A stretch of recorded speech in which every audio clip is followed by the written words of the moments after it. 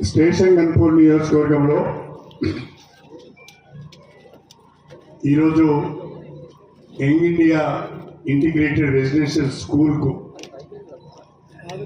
భూమి పూజ చేసిన సందర్భంగా ఏర్పాటు చేసుకున్న ఈ సమావేశంలో పాల్గొంటున్న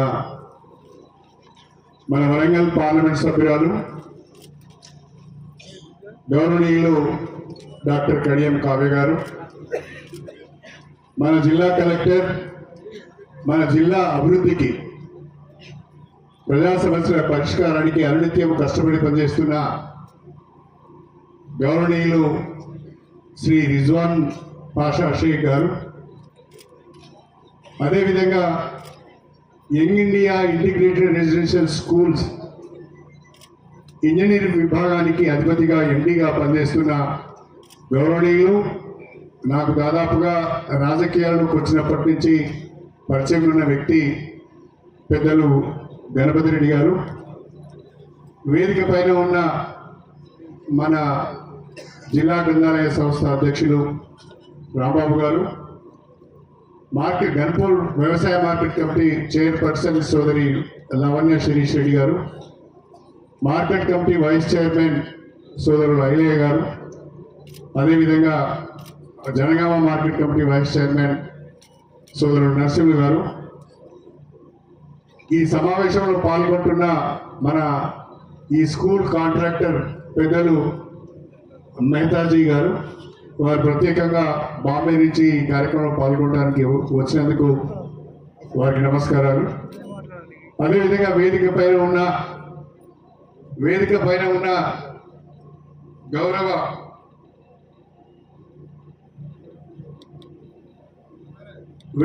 ఉన్న గౌరవ సర్పంచులందరికీ, పిఎస్సిఎస్ చైర్మన్లకు, నియోజకవర్గ నాయకత్వానికి, పెద్దలకు, కార్యకర్తలకు,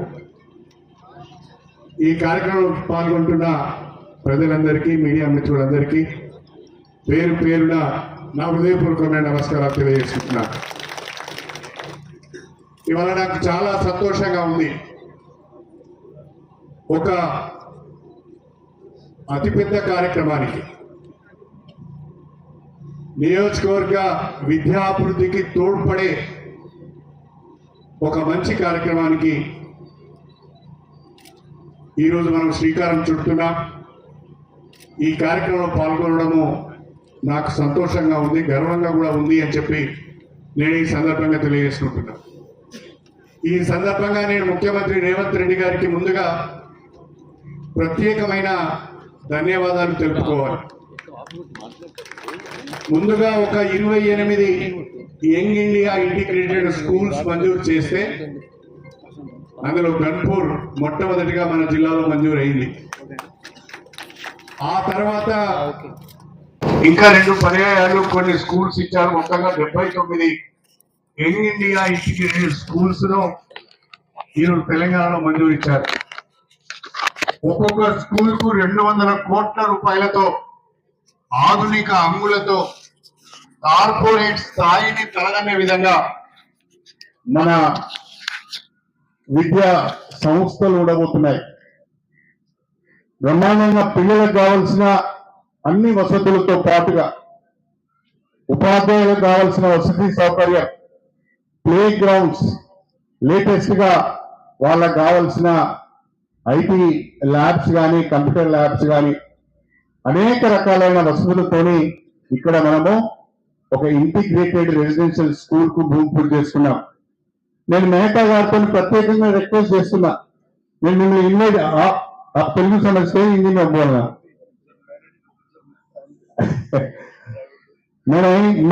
मैं आपको स्पेशल इन्वाइट करे क्या बोले तो ये हमारा institution as per agreement 18 months में कंप्लीट करना, वही रिक्वेस्ट है मेरा. ये जनवरी है, जनवरी 2026 मेरे को जून 2027 में ये हमारा को हैंड ओवर करना है. 18 मंथ्स में ये कंप्लीट करने का रिक्वेस्ट है हमारा. थोड़ा आप कल से ही काम शुरू होना है, गैप देने का जरूरत नहीं है, कल से ही काम करना शुरू करना। अगर कोई डिजाइन का, अगर कोई परमिशन का प्रॉब्लम है तो आपके साथ एमडी साहब है, उधर एसी है, वो लोगों आपको जरूर they will help you. Problem तो नहीं है। मेरे को 18 मंथ्स में ये बिल्डिंग बना के देना है। 2027 జూన్ జూలైలో ప్రారంభమైన విద్యా సంవత్సరానికి ఈ భవనాన్ని పూర్తి చేసి గన్పూర్ నియోజకవర్గ ప్రజలకు నేను బహుమతిగా ఇస్తానని చెప్పి నేను ఈ సందర్భంగా తెలియజేస్తున్నా. ఈ యొక్క భవనంలో 4 గురుకుల పాఠశాలలు ఉండబోతున్నాయి.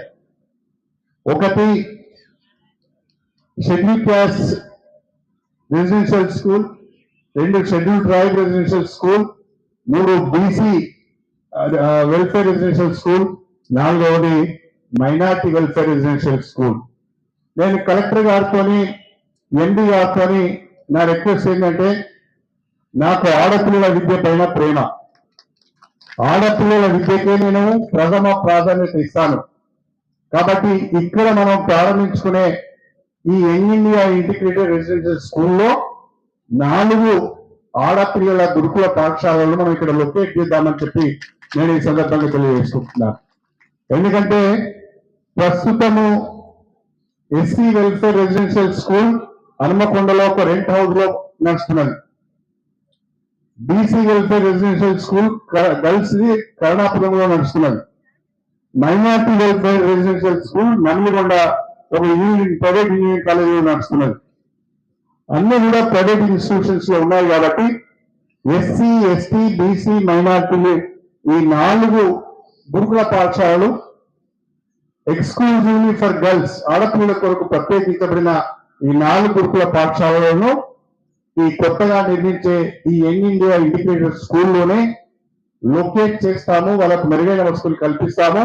ఆడపిల్లల చదువుకు నా పరంగా ప్రోత్సాహాన్ని అందిస్తానని చెప్పి నేను ఈ సందర్భంగా తెలియజేసుకుంటున్నా. దేశంలో ఎక్కడ లేని విధంగా ఈనాడు విద్యకు ప్రాధాన్యతనిస్తున్నది రాష్ట్రంలో ఉన్న రేవంత్ రెడ్డి గారి ప్రభుత్వం. నేను గతంలో ఉమ్మడి ఆంధ్రప్రదేశ్ లో తెలంగాణ ఏర్పడిన తర్వాత కూడా 2 సార్లు విద్యాశాఖ మంత్రిగా పనిచేశాను. సాంఘిక సంక్షేమ శాఖ మంత్రిగా పనిచేసినప్పుడు కూడా ఈ 3 శాఖలను నిర్వహించినప్పుడు విద్య పైన ప్రత్యేక దృష్టి పెట్టి ఉమ్మడి ఆంధ్రప్రదేశ్ లో, తెలంగాణలో ఎక్కువ గురుకుల పాఠశాలలు నేను మంత్రిగా ఉన్న సమయంలోనే మంజూరు అని చెప్పుకోవడానికి నాకు గర్వంగా ఉంది అని చెప్పి ఈ సందర్భంగా తెలియజేస్తున్నా. ఇవాళ స్టేషన్ గన్పూర్ లో కూడా ఇవాళ జఫర్గఢ్ రెసిడెన్షియల్ స్కూల్ కానీ, లేదా గన్పూర్ రెసిడెన్షియల్ స్కూల్ కానీ, ధర్మసాగర్ రెసిడెన్షియల్ స్కూల్ కానీ, అదేవిధంగా వేలే రెసిడెన్షియల్ స్కూల్ కానీ, ఇక్కడున్న గురుకుల పాఠశాలన్నీ కూడా నేను మంత్రిగా ఆనాడు ఉమ్మడి ఆంధ్రప్రదేశ్ లో మంత్రిగా ఉన్నప్పుడు, లేదా మన డిప్యూటీ సీఎం గా పనిచేసినప్పుడు తీసుకొచ్చాయని చెప్పుకోవడానికి నాకు గర్వంగా ఉంది. ఒకవైపు పేద పిల్లలందరికీ విద్యను అందుబాటులోకి తీసుకురావాలని, విద్యను అందుబాటులోకి తీసుకురావాలని కాకుండా ప్రమాణాలు కలిగిన విద్యను అందించాలని ఆలోచన చేసి గురుకుల పాఠశాలకు శ్రీకారం చుట్టడం జరిగింది. ఈ సందర్భంగా మనం కొందరు పేర్లు తలుచుకోవాలి. పివి నరసింహారావు గారు, ఆయన ఆనాడు ముఖ్యమంత్రిగా ఉన్నప్పుడు, ఆ తర్వాత ప్రధానమంత్రిగా ఉన్నప్పుడు ఈ గురుకుల పాఠశాల యొక్క కాన్సెప్ట్ కు ఆయన పునాది వేశాడు. 83-84లో స్వర్గీయ నందమూరి తారక రామారావు గారు ముఖ్యమంత్రిగా ఉన్నప్పుడు ఉమ్మడి ఆంధ్రప్రదేశ్ లో పెద్ద ఎత్తున గురుకుల పాఠశాలల మంజూరికి శ్రీకారం చుట్టాడు. ఆయన తర్వాత చంద్రబాబు నాయుడు, ఆయన తర్వాత కల్వకుంట్ల చంద్రశేఖరరావు గారు, ఇప్పుడు ప్రస్తుతం ఉన్న ముఖ్యమంత్రి గారు కూడా విద్య పైన దృష్టి పెట్టి గురుకుల పాఠశాలను తీసుకురావడం జరిగింది. ఒక సంతోషకరమైన విషయం ఏంటంటే, దేశంలోనే అత్యధికంగా గురుకుల పాఠశాలలు కలిగిన రాష్ట్రము తెలంగాణ రాష్ట్రం అని చెప్పి చెప్పుకోవడానికి గర్వంగా ఉంది అని చెప్పి ఈ సందర్భంగా తెలియజేసుకుంటున్నా. దీంట్లో నా భాగస్వామ్యం ఉన్నందుకు మరింత సంతోషంగా ఉంది అని మీకు గుర్తు చేస్తున్నాను. ఇవాళ రాష్ట్రంలో దాదాపు 1000 గురుకుల పాఠశాలలు ఉన్నాయి. దాదాపు 400 కేజీబీలు ఉన్నాయి. ఒక 200 మోడల్ స్కూల్స్ ఉన్నాయి. వాటికి తోడుగా ఇవాళ 76 యంగ్ ఇండియా ఇంటిగ్రేటెడ్ స్కూల్స్ రాబోతున్నాయి. మొత్తంగా ఒక 1650 నుంచి 1700 గురుకుల పాఠశాలలు ఈరోజు ఈ రాష్ట్రంలో రావడం అంటే ఇది ఒక రికార్డ్ అని చెప్పి ఈ సందర్భంగా గుర్తు చేస్తున్నా.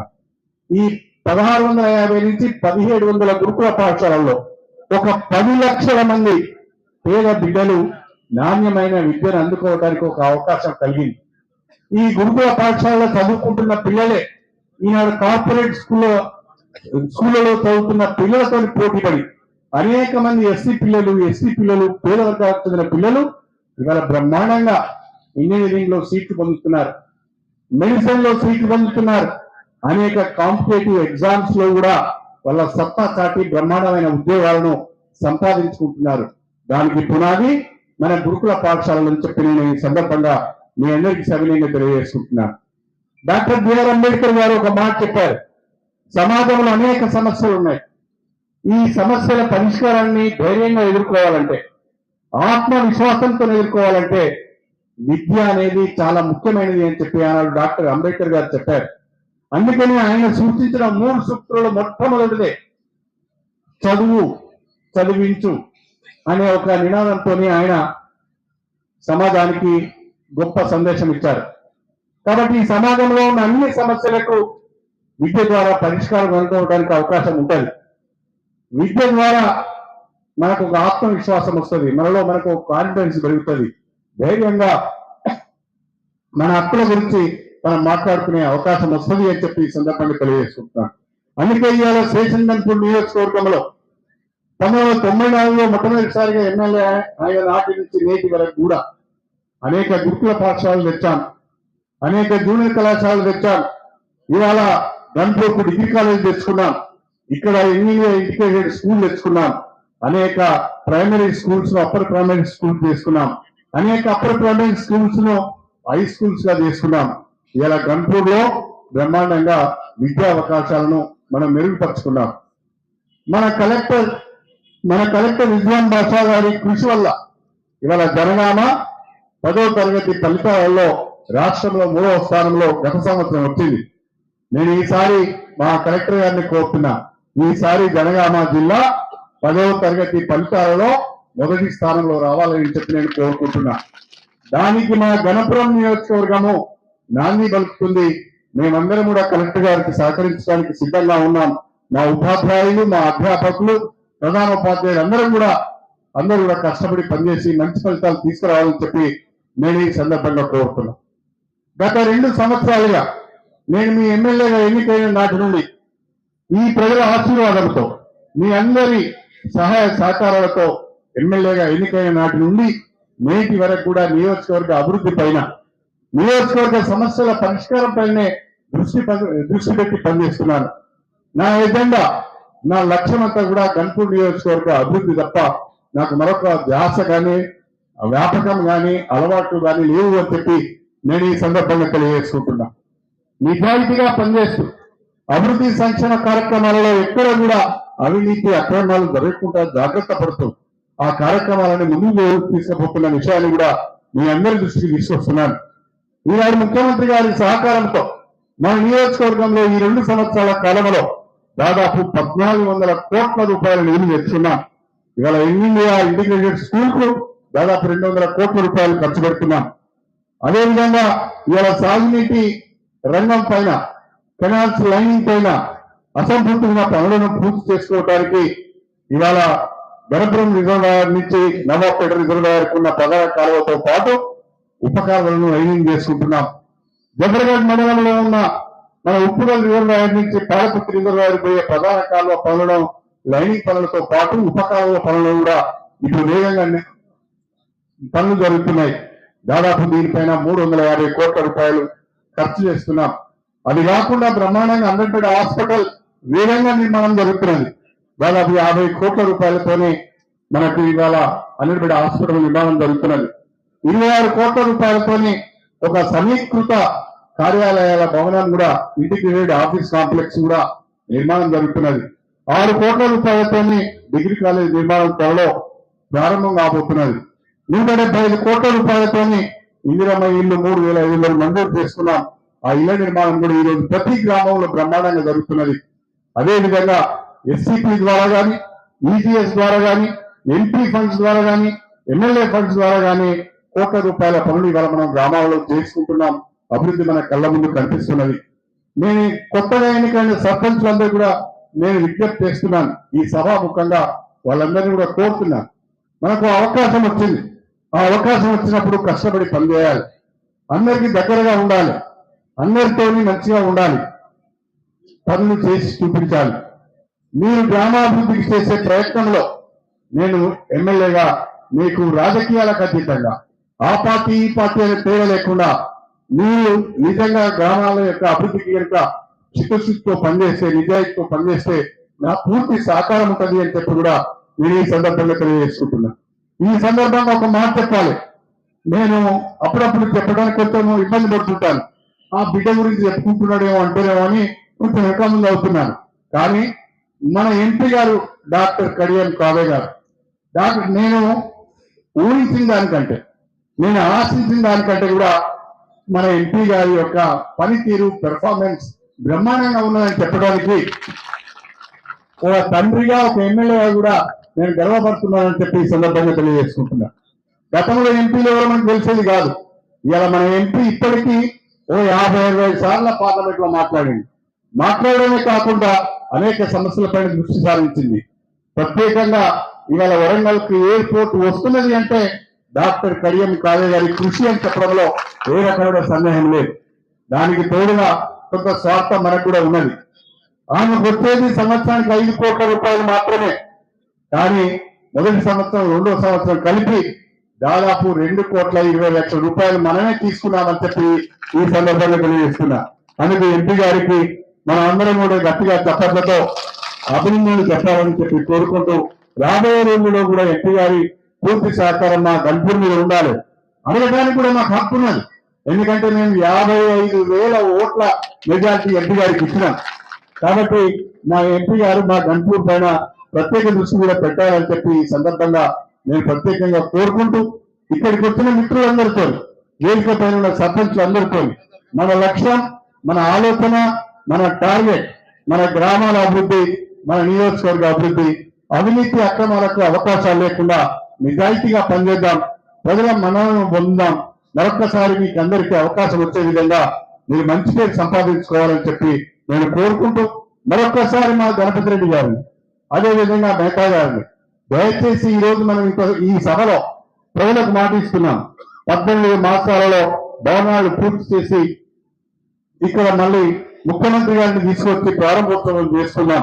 కాబట్టి 18 మాసాల లోపే ఈ భవనం పూర్తయ్యే విధంగా స్పెషల్ ఎఫర్ట్స్ దీని మీద పెట్టాలని చెప్పి నేను ప్రత్యేకంగా కోరుకుంటూ, ఆ విధంగా మా గణపతి రెడ్డి గారు తప్పకుండా చొరవ తీసుకుంటారని ఆశిస్తూ, మరి ఇక్కడికి వచ్చిన పెద్దలందరికీ కూడా పేరు పేరున హృదయపూర్వకమైన ధన్యవాదాలు తెలుపుకుంటూ మీ అందరి దగ్గర సెలవు తీసుకుంటున్నాను. అందరికీ నమస్కారం.